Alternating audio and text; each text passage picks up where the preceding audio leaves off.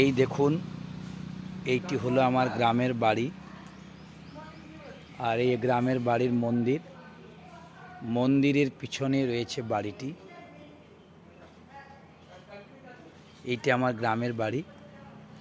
আর ঠিক তার পাশ দিয়ে পেরিয়ে যাচ্ছে রাস্তা। এই রাস্তাটি শালতলা থেকে দুর্গাপুরের দিকে যাচ্ছে এবং বাঁকুড়ার দিকে যাচ্ছে। আর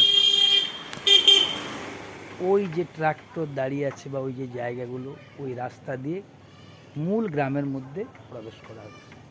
এইটি আমার গ্রামের বাড়ি।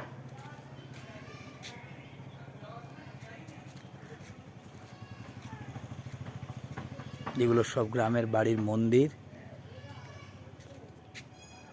প্রতি বছর আমাদের রথ উৎসব হয়। এই ছোট্ট রথটি আমার বাবা প্রতি বছর এই রথের পুজো করে গ্রামের ভেতরে রথ নিয়ে যান।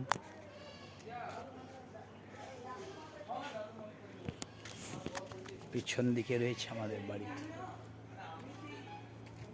এখান থেকেই আমি বড় হয়েছি, এখান থেকে আমার কীর্তন গানের চর্চা।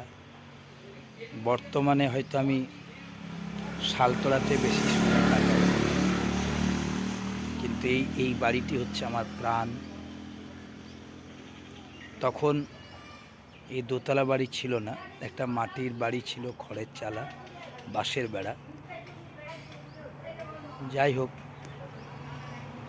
এই জায়গাটিতে এলেই মন প্রাণ জুড়িয়ে যায়। তাই সিংহভাগ টাইম আমি এখানেই থাকার চেষ্টা করি। যদি আপনাদের কখনো সুযোগ হয়, আসবেন। হরে কৃষ্ণ।